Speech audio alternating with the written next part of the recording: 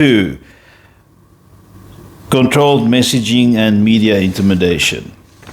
Fascist regimes seek to control information by either monopolizing media or intimidating independent voices. Early fascist parties developed paramilitary groups that attacked newspapers and harassed journalists. The EFF has targeted journalists with harassment and threats. Paulie van Wyk from the Daily Maverick was threatened after reporting on the VBS Mutual Bank scandal, which implicated EFF leaders in the looting of 2 billion rand. Yeah, this VBS thing, it's the VBS bank scandal is a major scandal in South Africa, and what makes it even more despicable is the fact that they stole a lot of money from pensions. So a lot of people had no money to retire on, and they can be implicated. In fact, a lot of them are being investigated as we speak. And then, if you're innocent of this, why, intimidate the journalist? You can just sue them for slander. If basically nothing can be proven in court, you can sue them for slander, especially if it's from a big newspaper like the Daily Maverick, and you can make some money, right? So why threaten them? And why not sue them? It's because they probably onto something. Next person. Adrian Passon and Karain Morn have also faced online abuse and public naming by party officials. Kind of doxing online by Twitter. The EFF has a massive amount of Twitter followers, and a lot of them are quite capricious. The intense media trolling is, I would say, that is not a classical sign of fascism, but I will say it's a new form of fascism. Centrists don't do that. Centrists don't go onto social media to spread a bunch of lies and vitriol. It's only the far left and the far right who does that. In 2019, the EFF banned certain media houses from covering events. In 2022, Malema publicly stated, journalists must be taught a lesson. While South Africans has free press, the EFF's actions foster a climate of fear, especially for investigative journalists. This parallels early fascist movements, with using intimidation rather than censorship alone. So,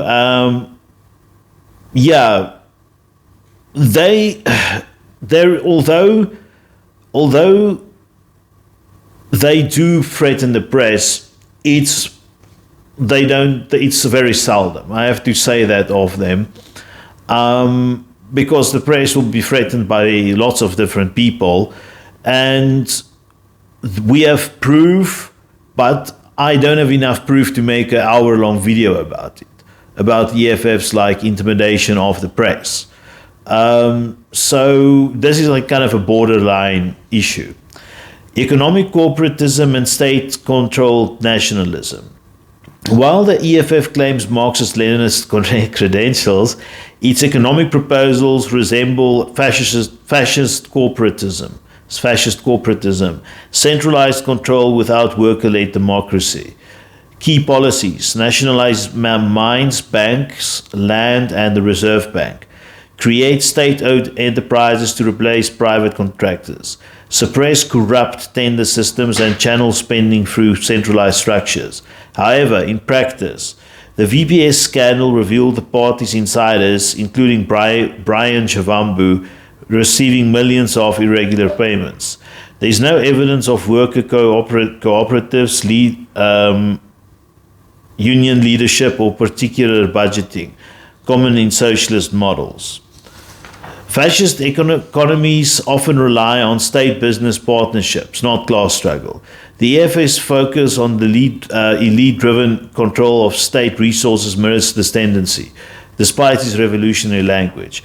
Yeah, often with EFF supporters, and I'm sorry once again, it sounds like I'm doing a hatchet job on EFF supporters, but I'm not. You know, I am doing this video just to investigate if there is a link with fascism. They often speak about the rise of industrialists. Like they want the rise of industrialists because they believe in trickle-down economics, which doesn't work. Only the industrialists benefit from industrialization. Okay, that sounds stupid. I'm just talking about the profit side. If the tax system works perfectly, you can have industrialists. But very often you will see these EFF people, if at the rallies, they come with their massive motorbikes that's like, you know, hundreds of thousands of rands. And, you know, there's a very strong corporate element to the EFF. It will be interesting to know how many of them have their own businesses. Okay, next one. Mass mobilization, uniformity, and spectacle. Fascist movements rely on mass rallies, uniforms, and performative unity.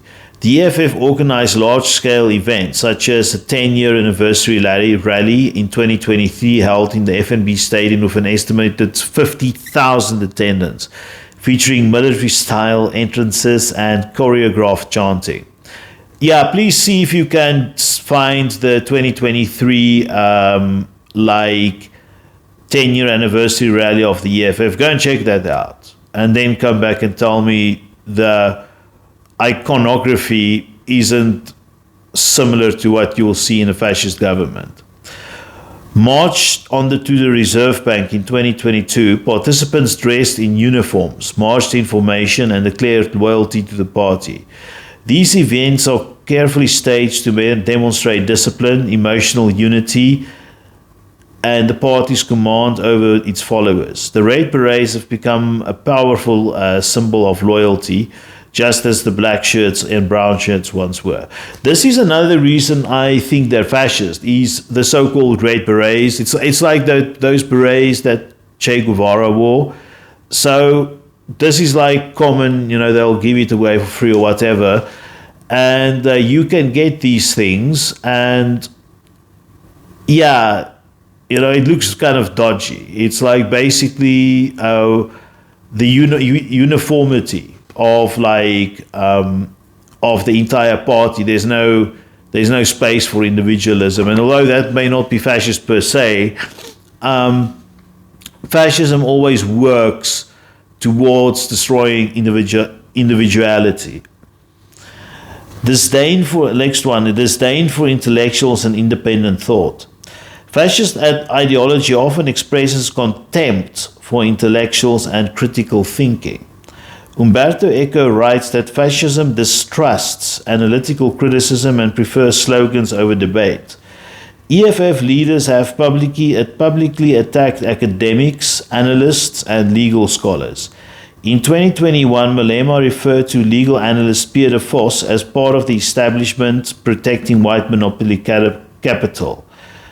So yeah, for those of you who don't know, Pierre de Vos is a very famous human rights lawyer in South Africa. So I can't say attacking him is wrong by default. But if you go and look at this guy's opinions, it's based on the law. And he's kind of a very progressive lawyer. So anyone who criticizes Pierre de Vos, I'm not saying they have a bad argument. I'm just saying I'm suspicious of them, because here is a person who's basically always in good standing. So why attack him? What will you gain? EFF discourse promises rigid ideological lines enforced through fear and expulsion of public shaming. Alternative interpretation of land reforms, socialism, or race are discouraged, echoing the conformity of demands seen in fascist cultures. So their ideology is super rigid, and they won't bend. Like, They've got very strange narratives around white people, around farmers, and around Indian people, which is strange. And a lot of it is not based on any facts whatsoever. Next one, differences in and limitations in the fascism analogy. So I started off by saying the EFF isn't in government. I'm going to do fascism videos on other things that I think is similar to fascism, but it's the same as the AfD in Germany. If you're not in power, a lot of the things like, let's say, having a militia, you can't be, you have limited power, so you can't be fully fascist. Even although all the other boxes may be ticked green, in my personal opinion, you have to be in power. While the EFF displays many behaviors and structures aligned with fascist movements, important differences must be noted. These distinctions help avoid over-organization and clarity where the fascism analogy is strong and where it breaks down. 5.1. The EFF has not seized or abolished democratic power. Okay. History's fascist movements either seized total control of the state, for example, Italy in 1922, Germany in 1933, and Spain in 1939, or dismantling democratic structures soon after entering power. The EFF, as of 2025, remains an opposition party. It holds 44 seats out of the 400 in the National Assembly and has never controlled provinces or municipalities outright. Its conduct is often anti-democratic in tone, but it still participates in elections and legislative procedures. It has not attempted a coup, suspended elections, or reacted in emergency powers. While its behavior poses risks to democratic norms, it has not yet dismantled democracy itself. So yeah, it's like this basically just states what I said, and without the coup d'etat, or without they actually once they said, or Julius Malema said, I think so, he said something about, okay, I can't remember for verbatim, but something along the lines of going to the bush, which means like starting a guerrilla war. But a threat of starting a guerrilla war is not the same as actually doing it, is it? So this is like where this is the strongest point to say they are not fascist. Although I think they are fascist, the counter argument, the number one counter argument in my own view against my idea is this one. They're not in power. They have not done a coup. They don't have a militia with its own weapons. They don't have training camps, stuff like that.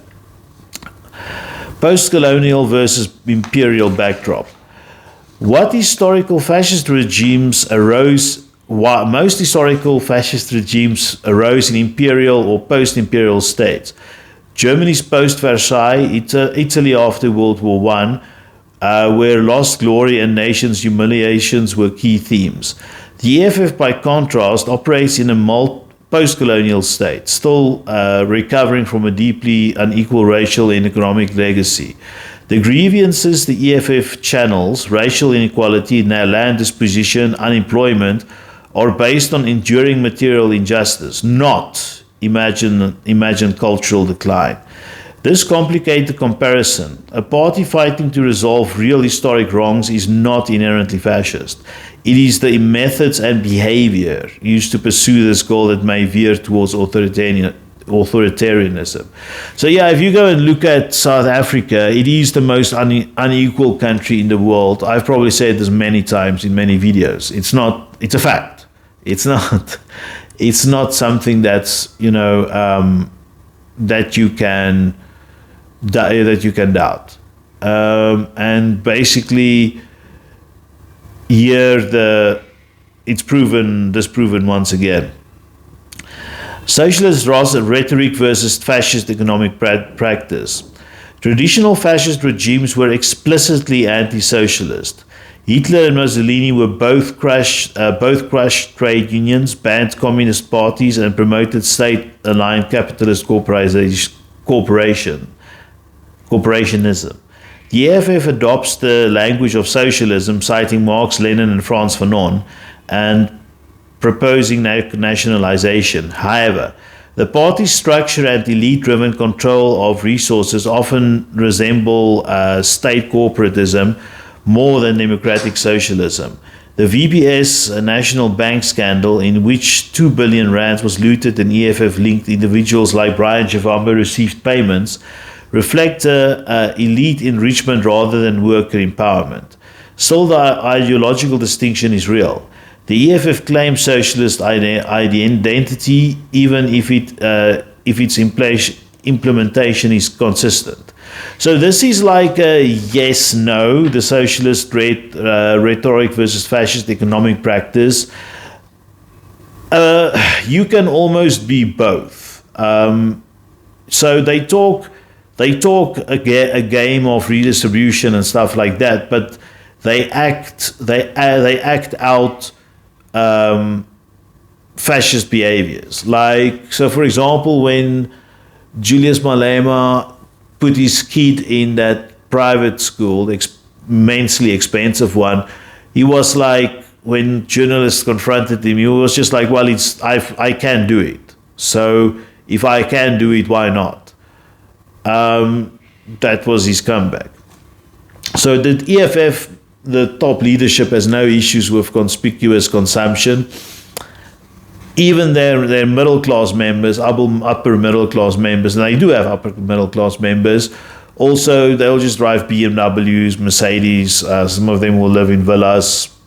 It's just how it works.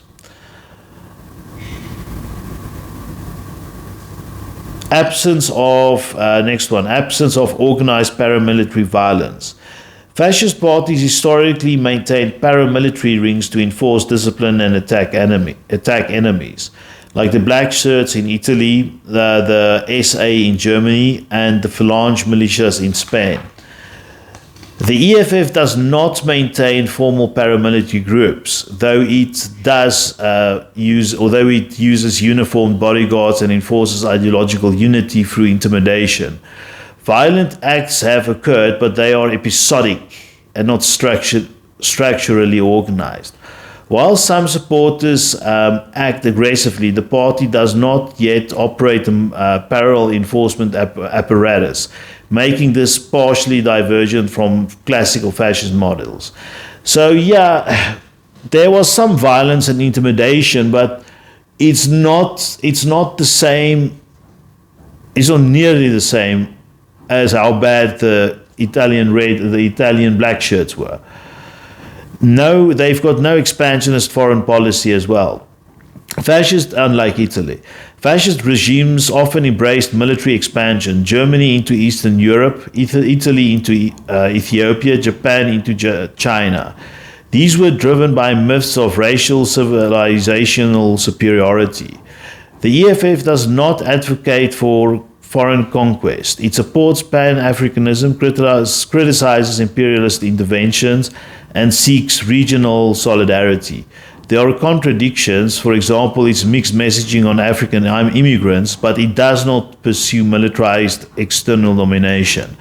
This is a key distinction that places it outside the expansionist, militarized, and nationalism of classic fascism. This is true. They don't have any expansionist ambitions. Like, there is not a single state within Southern Africa that does. It's just, so this counts in their favor of arguing that they're not fascist. So the summary of the distinctions, we will begin with total state control. Fascist regimes, yes. For the EFF, no. Therefore, it's not a match. Paramilitary enforcement, yes. Yes for fascist regimes. For the EFF, no. With partially violent operations, therefore the match is partial. Expansionist nationalism. Fascist regimes, yes. EFF, no. Match, there's no match. Suppression of unions, yes, for fascist regimes. For the EFF, no. Part historical grievance, often exaggerated. For fascist regimes, EFF, for fascists, often exaggerated. For the EFF, based in apartheid legacy. Populist authoritarian style, fascist regimes, yes. For the EFF, yes. There is a match. Cult of personality, fascist regimes, yes. EFF, yes. Disdain for dissent, fascist regimes, yes. EFF, yes. So let's see. 1, 2, 3, 4, 5, 6, 7, 8, 9. So there's 9 features, and the 3 of them don't match. 3 of them do.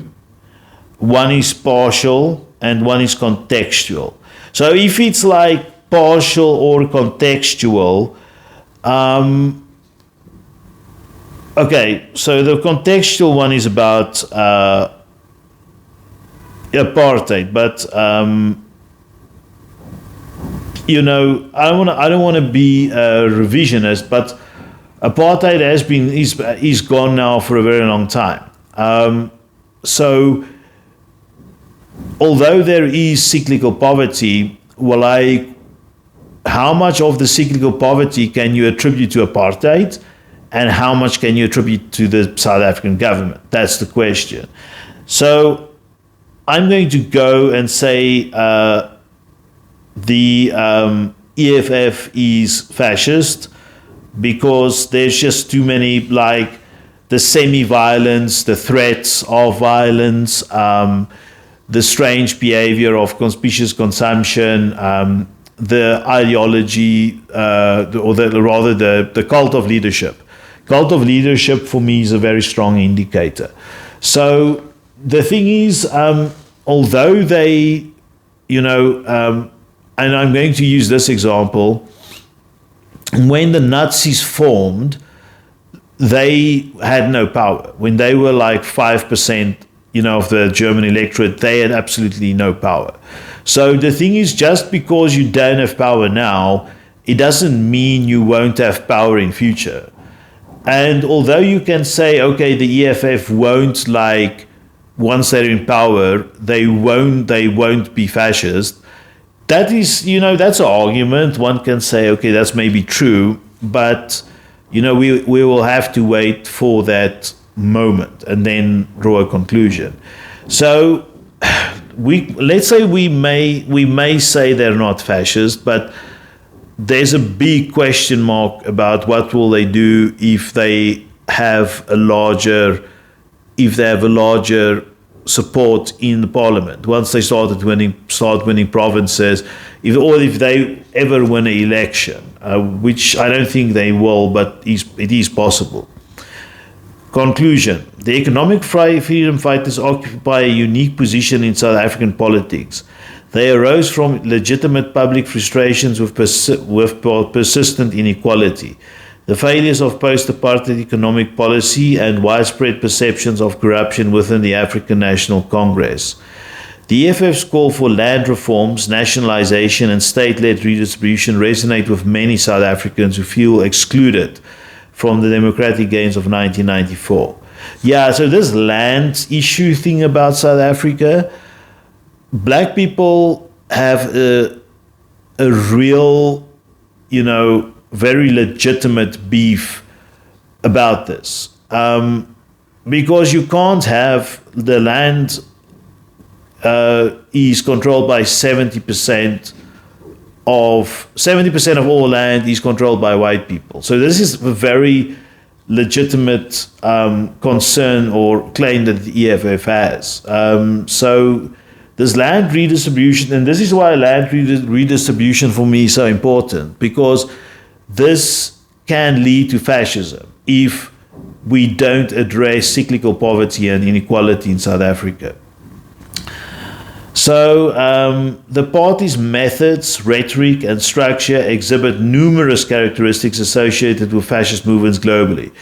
They include a palingenetic nationalism, authoritarian leadership, glorification of violence, mass mobilization, scapegoating of minorities, contempt for liberal institutions, populist manipulation, and at the same time, the key divergences limit to full application of the fascist label. The EFF has not abolished elections.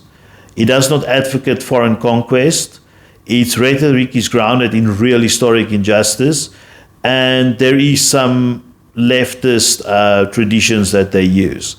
Thus, while the EFF is not fascist in the classical European mold, it shares many of fascism's operational strategies, political culture, and institutional threats. It could be more accurately described as a post-colonial authoritarian populist movement with fascist characteristics, okay, which you may also say is fascist. This matters because fascism is not defined solely by its point, for example, dictatorship or genocide, but by the path it takes. The erosion of norms, the normalization of violent speech, the subversion of pluralism, and the centralization of power behind the demagogic leader. These developments happen incrementally, often within democratic institutions. The lesson of history is not that fascist regimes always benign as fascist. The lesson of history is not that fascist regimes always begin as fascist parties. It is that democracies decay when institutions are undermined by those who claim to speak for the people while silencing others. The EFF's populist appeal, racial scapegoating, and authoritarian internal culture reflects this dangerous trajectory. Its success and potential to radicalize further depend not only on its leadership but also on the resilience of South Africa's civil society, institutions, and political cultures. The comparison is not an accusation; it is warning. It's a warning. Fascism is any form thrives on the erosion of nuance. That erosion is already underway. So maybe then it's better to say that they may be dangerous, or it may be fascism, but not fascism itself, which I kind of agree with, because if you look at Argentina's fascist regime, they killed 20,000 people. So we as South Africa were a long way away from that. Lastly, references and sources, academic sources. Paxton and Robert O., The Anatomy of Fascism, New York, Knopf, 2004. Echo Umberto, Urfascism, The New York Review of Books, June 22nd, 1995. Stanley Payne, A History of Fascism, 1914 to 1945. Madison University of Wisconsin Press, 1995. Stanley Jason, How Fascism Works, The Political of Us and Them, New York, Random House, 2018. Sternels, EF, The Birth of Fascist Ideology, From Cultural Rebellion to Political Revolution, Princeton University Press, 1994. Roger Eatwell, Fascism, the Oxford Handbook of Political Ideologies, created by Michael Frieden et al., Oxford University Press, 2013. Then for further South African political sources, the South African Constitution of 1996, Independent Electoral Commission IEC reports from 2014 to 2024, the Land Audit Reports, the Department of Rural Development and Land Reform 2017. Then some investigative journalism that was done by other people, not by me. I'm not a journalist. Paulie van Wyk, VBS Scandal, The Great Bank Heist.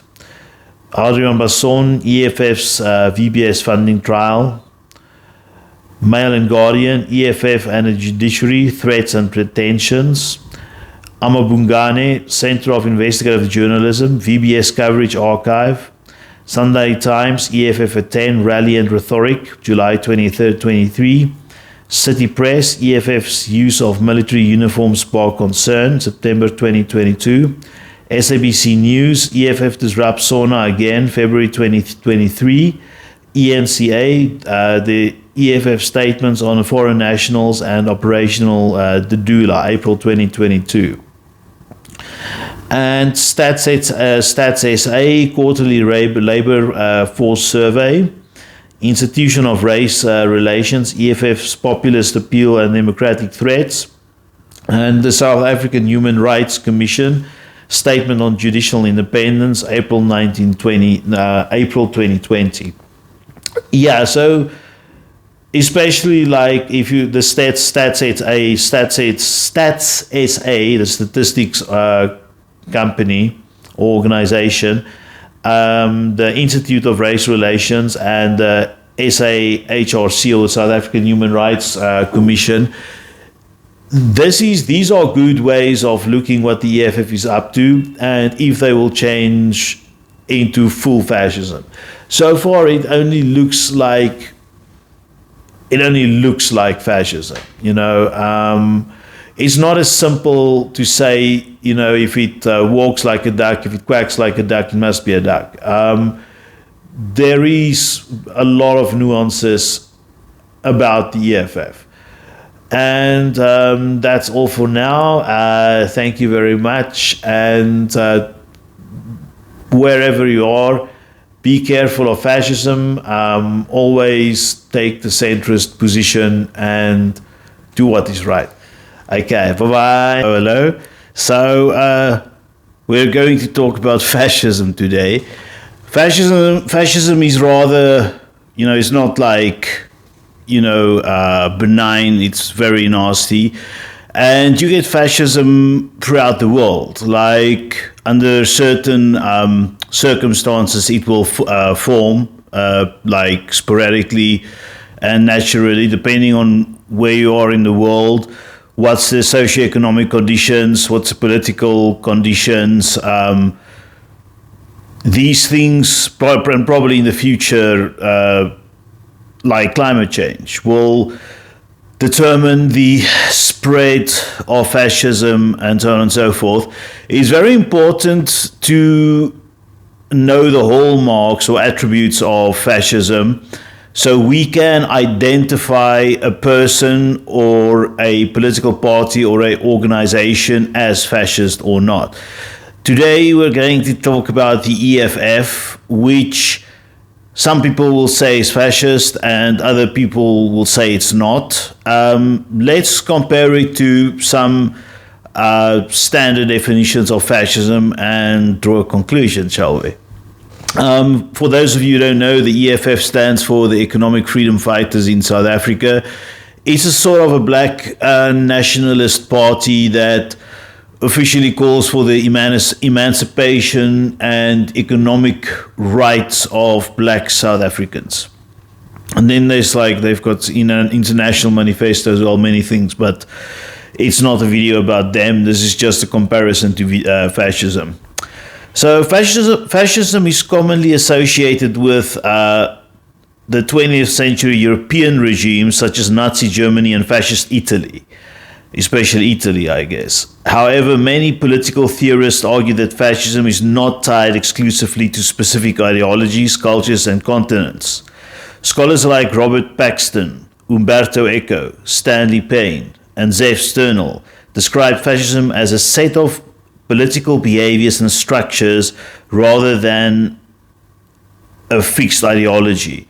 These include ultranationalism, authoritarian leadership, mass mobilization, scapegoating of internal enemies, contempt for liberal democracy, and glorification of violence. I just want to say, the EFF isn't totally they're not ultra-nationalistic. They want open borders. Well, actually, it's most specifically, their leader, Julius Malema, wants open borders. So immediately for the ultra-nationalism thing, the EFF isn't quite there.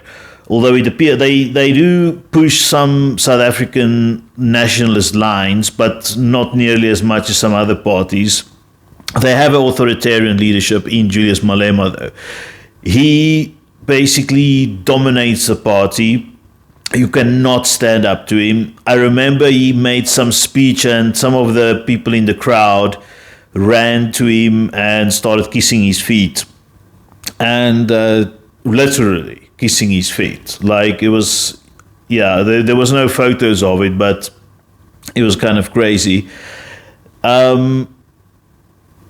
In scapegoating of internal enemies, whenever people in the party tries to stand up against Julius Malema, he finishes them off quite quickly.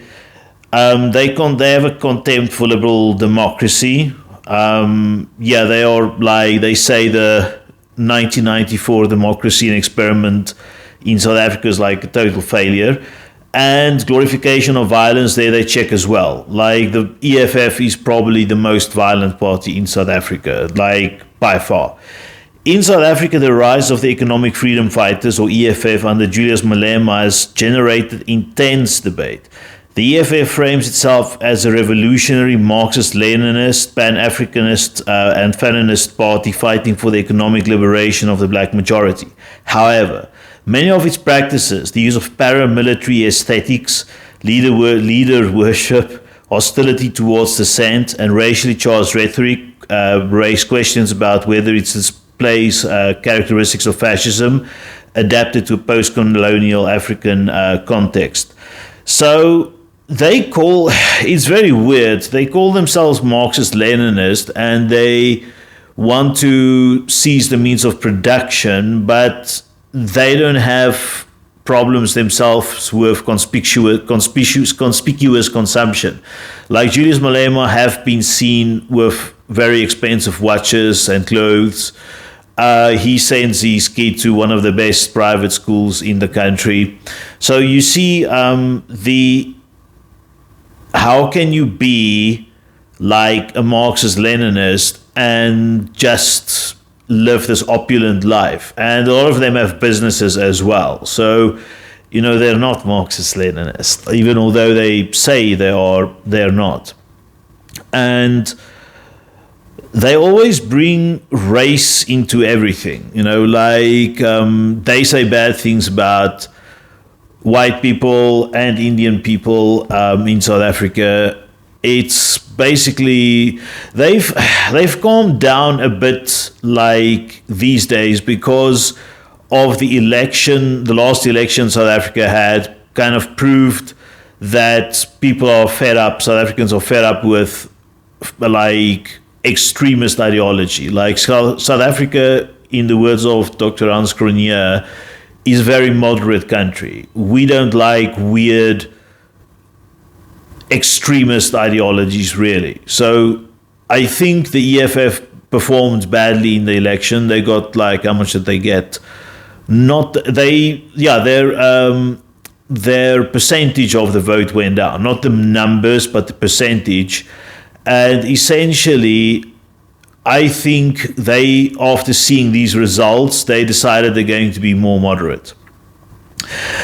So we're going to compare the EFF and key global traits of fascism. It draws on historical examples, political theory, electoral data, and incidents from the EFF's decade-long presence in South African politics. The goal is not to engage in name-calling, but to rigorously assess whether the EFF's behavior aligns with the pattern of fascist movements seen globally in the past century. Now, look, I am not here to kneecap the EFF. They have a right to exist as long as they don't break the law, South African law.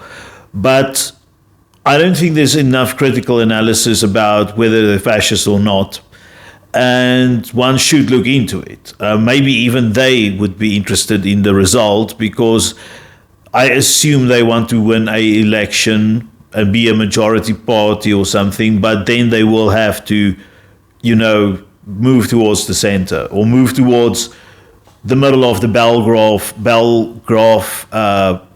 curve of the South African population. Any party has to globally. Like if you want to win a election, you can't be, on the extreme points of the bell curve. You need to be in the middle. That just makes logical sense.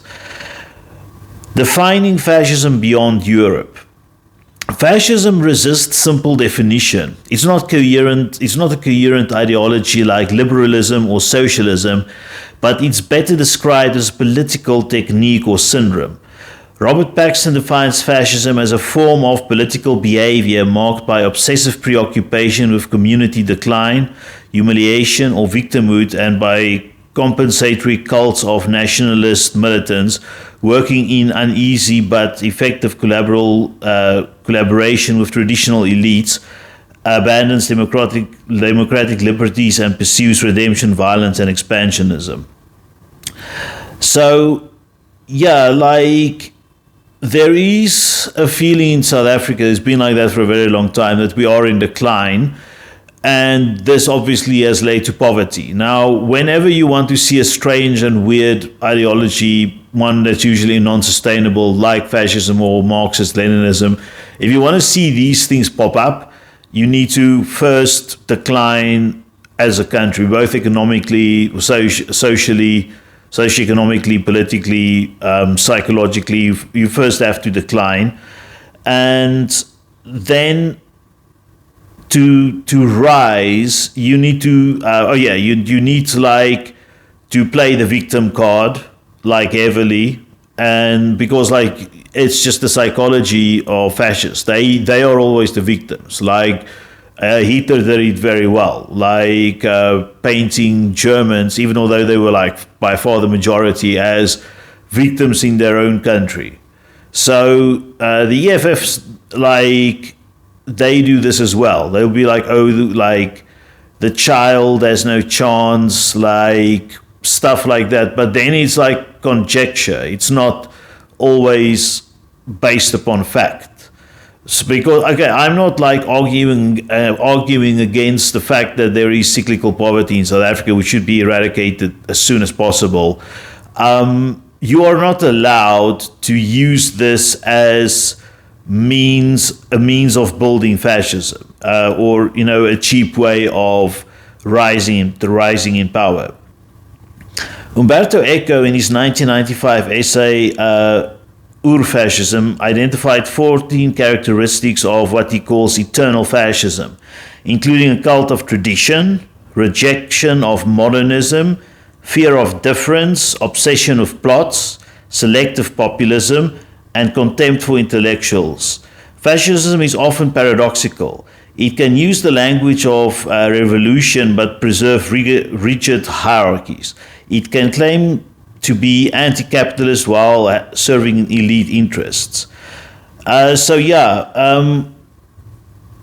is these things. If you see these things, is always okay, but you can't just have one of these attributes. You have to have the majority, maybe 60%, 75%. I would say would classify, if you can get a 75% rating on this fascism scale, let's say 60, let's make it 60, then you will be fascist. But you can't just have one or two things. For example, this rejection of modernism. If that's the only thing you believe in, you can be almost anything, okay? And a rigid hierarchy, you get that in Marxist-Leninism as well. So, bottom line is, fascism is not uniquely European. It took on localized forms in Imperial Japan, Francoist Spain, of course, and Chile under Augusto Pinochet.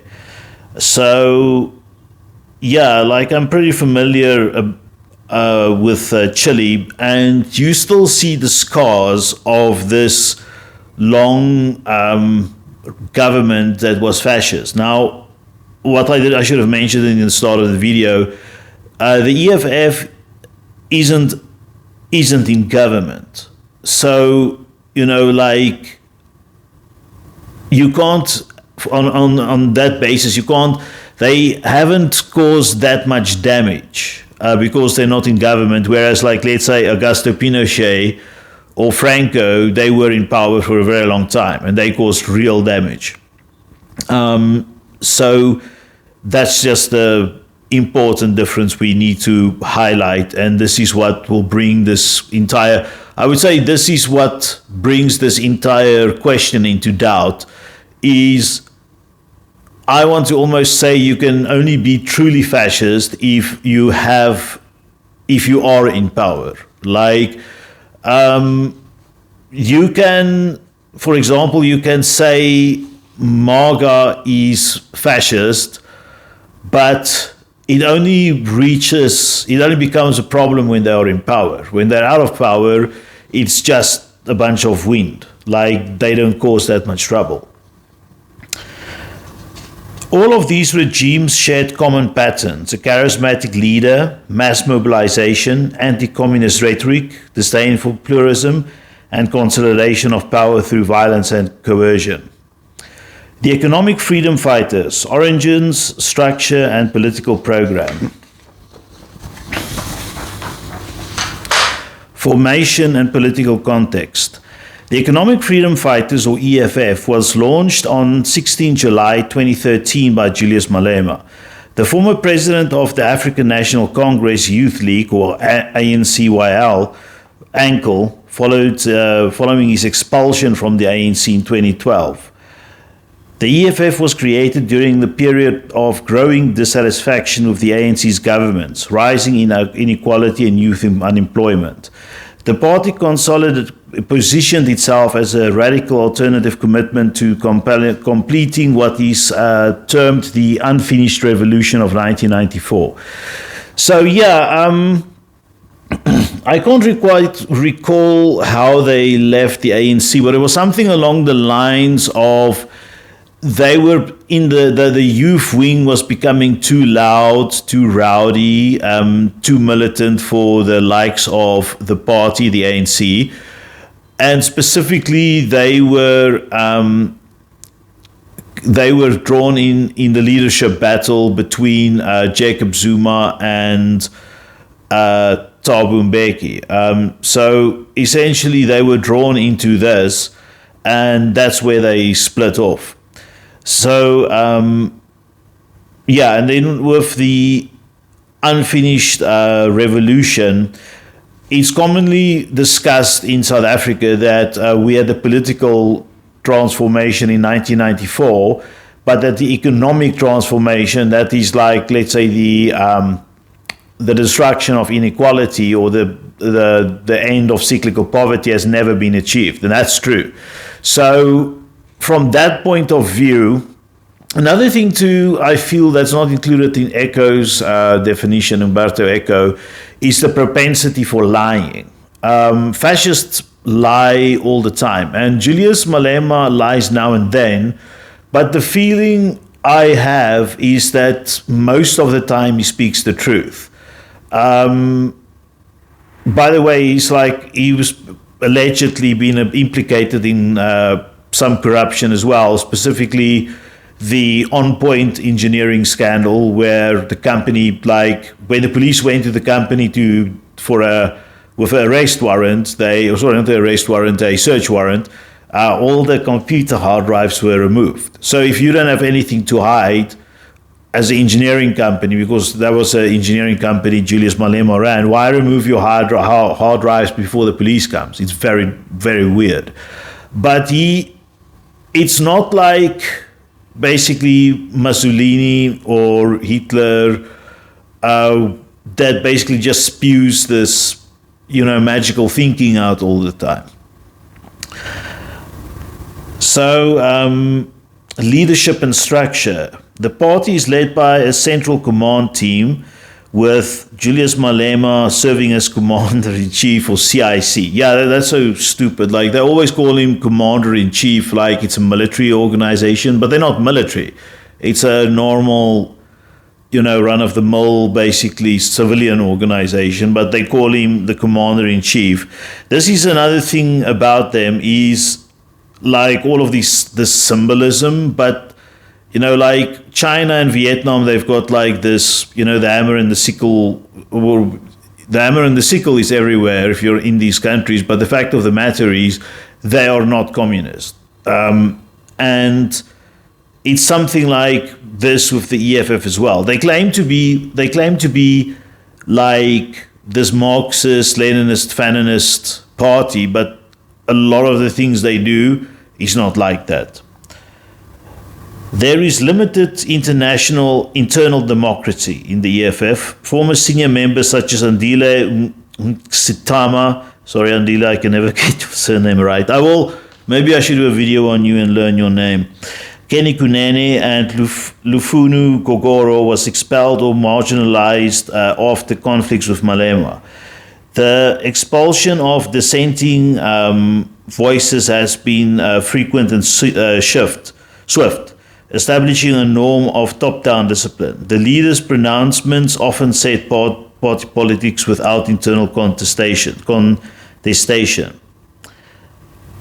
Yeah, Julius Malema had a big fallout with many members, and the one thing that they all have in common is they complain about his leadership style. So I think he's got a very toxic form of leadership. There's no space for debate in the party. He just, like, what he says goes. And for that reason, I'm not the one saying that. It's people, former EFF members said it. So I feel this is where they also limited themselves, because fascism has a knack for growing and growing quickly.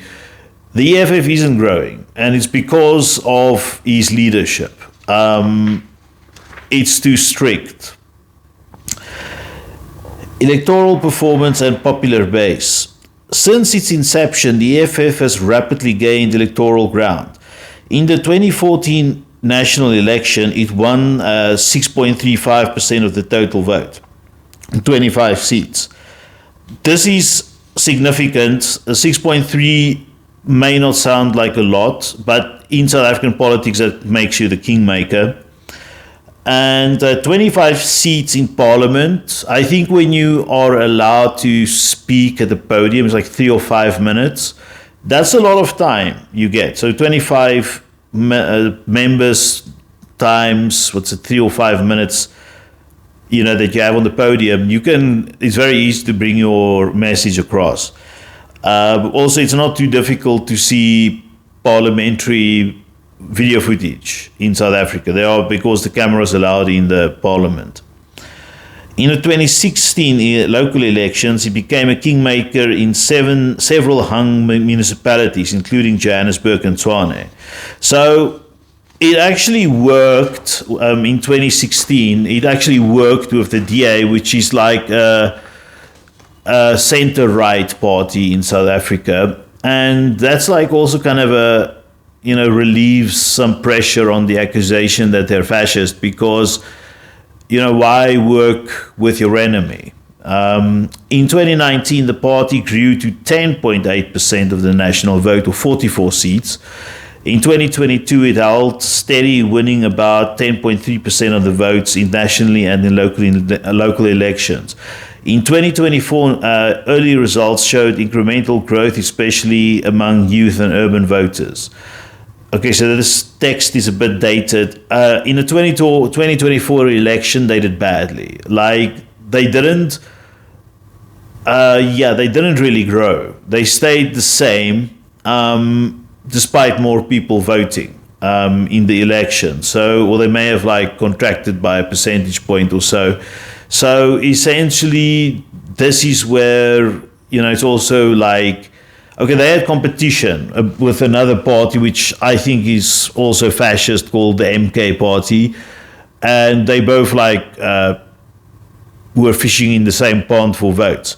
So there is this. You can say that's why they didn't grow, but there's still this trend of fascism in South Africa, nationalistic fascism. And they were just competing against the more organized competition. Its support base is the strongest among urban young black South Africans, particularly those unemployed or disillusioned with the ANC leadership. It maintains strong visibility on social media and uses mass rallies, red uniforms, and symbolic gestures like singing struggle songs in parliament to reinforce its brand. Yeah, so unemployment is probably one of the biggest contributors to the growth of fascism, like globally. Like when there's economic pressure, like disproportionate economic pressure, fascism grows. Core policy proposals. Key proposals include expropriation of land without compensation, nationalization of the South African Reserve Bank, mines, banks, and other strategic sectors, free quality education, healthcare, and housing. I agree with that one. A state-led industrial policy replacing the tender system with state-run enterprises, a living wage with comprehensive social grants. So, yeah, this is all fine. It looks like if you read it like this, it looks like they are socialist, but, they're not. Because if you go and look at the lifestyles of the leadership, and you can prove this, they are more capitalistic than many people let on. So they can't come clean on this because they will lose support. If they do like Instagram posts about the cruises they take and stuff like that all the time, yeah, people will think twice about them. So let's compare them point to point, EFF and global fascism traits. At last. This section compares the EFF's behavior and rhetoric against widely recognized characteristics of fascism, drawing on frameworks established by scholars like Robert Paxton, Umberto Echo, Stanley Payne, and Jason Stanley. The comparison focuses on observable traits: leadership structure, political strategy, ideological messaging, and interaction with state institutions. Okay. Polygenetic ultranationalism, myth or the national rebirth. Yeah, there's always like this myth, this national or cultural myth that nationalists have about, and yeah, like fascism is just the next step up from nationalism. That's why I don't have a problem with nationalists, but I have a problem with nationalists who let their thinking go, and then the next thing you know is they are fascist. So there's always this birther, I'm talking about Obama, this birthing like myth about something, and like a cornerstone. Those of you who have seen Westworld will know what a cornerstone is. It's the story that makes up, the rest of your existence, that basically defines you. So the national rebirth, or the paleo-genesis after perceived period of decline or humiliation. South Africa had that, a decline or humiliation in the form of apartheid, so that makes sense. For the Nazis, this was Germany's defeat in World War I and the Treaty of Versailles. In Mussolini's Italy, it was the collapse of national pride following economic and military failures. The EFF's positions South Africa as still colonized economically, despite political freedom in 1994. Julius Malema has stated on multiple occasions, like the State of the Nation address in 2016 and the EFF manifesto launched in 2019, that the 1994 transition was a compromise that left white capital in control. The EFF represents itself as leading a new revolution to achieve true liberation, defined by land restoration and nationalization. Yeah, so essentially,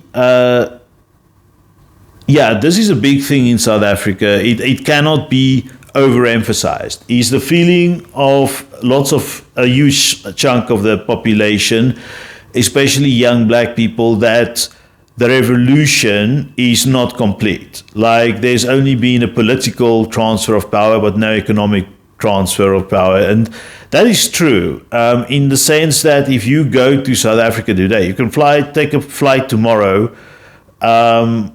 and go and have a look around, unless you're watching this video and it's 100 years old, and then hopefully it would be better in South Africa. But you'll see that white people are way better off. Like, before the financial crisis of 2008, white people in South Africa had a living standard similar to those people of Austria. And I mean, Austria is a rich European country. So essentially, yeah, you have to look at this rebirth as something that's taken very seriously. That, okay, the country needs to be fixed or reborn out of like injustice and humiliation. Okay, next, okay, so we have the polyenergetic ultranationalism. That's a check. Next is authoritarian leadership and party centralization. Fascist parties are typically structured along strong central leadership, where the leader is not just a politician, but a symbol of national identity. Mussolini styled himself as Il Duce, Hitler as the Führer. The EFF is explicitly structured around the Commander-in-Chief, or CIC, Julius Malema, whose authority is rarely questioned. Dissent is punished and loyalty is enforced through purges. Former members like Andile Mnaxetima were expelled for raising internal questions. Leadership elections were often contested, and Malema is consistently reappointed without opposition. The EFF Central Command Team, CCT, does not function as an open, deliberative body, but as a rubber stamp for top leadership decisions. This mirrors the centralization seen in fascist parties, where decision-making is virtually vertically controlled. Yeah, it's a pity they kicked out this Andile MNXITAMA. Once again, I'm sorry for mispronouncing it. Basically, that guy is super smart, and yes, like he makes some hate speech and stuff, but that guy would have been good inside the EFF. But because of this dictatorial leadership style in the EFF, he had to go. So you see, like, this one is a check as well, like dictatorial leadership. Contempt, next one, contempt for liberal institution and democratic norms.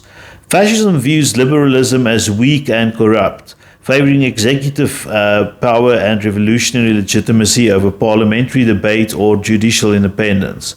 Fascist movements historically entered parliament not to cooperate, but to undermine them. For example, the Nazi obstruction of the Reichstag.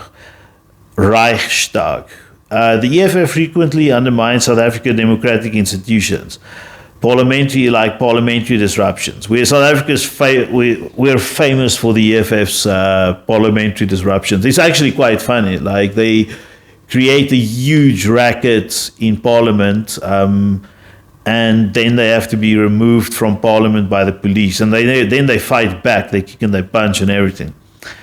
So the EFF has repeatedly disrupted State of the Nation addresses, 2015, 2016, 2020, 2023, shouting down presidents and refusing to leave the chambers. Judicial intimidation. So this is, you can say parliamentary disruptions is still a bit of a joke, but judicial intimidation is not. Then South Africa runs along the lines of, your West European countries, or the Japan, or the US, where you've got the three arms of government: judicial, executive, and representative. So, yeah, for me, the most vulnerable one is always judicial, because those people, the people in the judges have less power than the other two branches, and they kind of need to be protected. So this is like a serious thing. In 2020, Malema threatened to visit judges' homes, a move condemned by the Judicial and South African Human Rights Commission. Yeah, so basically it's like Trump as well, like MAGA, like threatening the judiciary. Then there is very little or no evidence that they are actually doing it, but there's no evidence that the judges are biased. It's just that the judge made a compelling, fair, like centrist ruling, like according to best practice and previous rulings. But now they have to be intimidated because they're against, or they have ruled against the fascist party. Cult of action and glorification of violence. Fascist ideology provides action for action's sake, often romanticizing violence as cleansing or necessary for national rebirth. As Umberto Echo writes, fascism believes life is permanent struggle and peace is consistent cowardice. The EFF frequently employs military and violent symbolism. Members wear red uniforms and berets, mimicking liberation armies. Yeah, that's pretty stupid. Like, no offense if you're an EFF supporter, but this is like over the top. Like, if go on to, for those of you who don't believe me, go onto the internet and look at their uniforms. It's a very poor way of representing yourself, especially if you're going to have a conspicuous consumption lifestyle and then wear workers' clothes. It's very weird. At rallies, leaders speak of slaughtering or crushing enemies. They have said it a couple of times. You can Google it. Ask ChatGPT. In 2016, Malema said, "We are not calling for the slaughter of white people, at least for now," triggering national outrage. Yeah, this is a very awful line. We are not calling for the slaughter of white people, at least for now, which is kind of like, to say this is a way of expressing a desire for genocide, but without getting into trouble. Because in South Africa, if you call on genocide, you're breaking the law. You will be imprisoned very quickly. So this is just one of those slimy politician moves to get around those laws. This sentence is definitely fascist. Like, I don't care what anyone else says, this is fascist. EFF members have engaged in physical confrontation during protests and parliamentary sessions. In 2018, members destroyed property in H&M stores after a racist ad. In 2019, EFF security physical ejected a journalist from a party event. It was a BBC journalist, by the way. These events reinforce a culture of intimidation rather than debate. So here I can clearly draw a comparison between the EFF and MAGA, where journalists are also intimidated. So you see, when you intimidate a journalist, it's usually because they're going to confront you with the truth. But you have to lie because you're a fascist, and that's what fascists say. So that's why they get so angry at the media, because the legacy media exposes their lies, and then they get all pissed off about them. But the fact of the matter is, they're fascists, not the media, the fascists, like the EFF, and MAGA, and they just don't want to, like, they know they will lose support if there's a true, expose about their motives and behaviors. Scapegoating of minorities, next one. Scapegoating of minorities and internal enemies. Fascism unites its base by identifying internal enemies: Jews in Nazi Germany, communists in Francoist Spain, and intellectuals in Maoist China. These enemies are blamed for national decline. The EFF consistently targets white South Africans, particularly Afrikaners, farmers, and business elites, blamed for land theft and economic domination, and Indian people who are business people. Although the EFF claims to be Pan-Africanist, its rhetoric sometimes aligns with the xenophobic comments like Operation Ndula. In 2022, EFF members participated in protests calling for deportation of undocumented migrants. Scapegoating becomes a strategy to simply complex issues like economic inequality, service delivery failures into racial or national binaries, so a common fascist tactic. So, yeah, they used to be very Pan-African in the sense that the South African border should be open for everyone, but then they regressed when they saw there's failure on the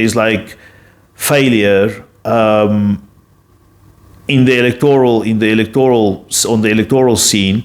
Then they started working with Operation Dudula, and there was a definitive change in rhetoric. So this is once again the hallmarks of a fascist.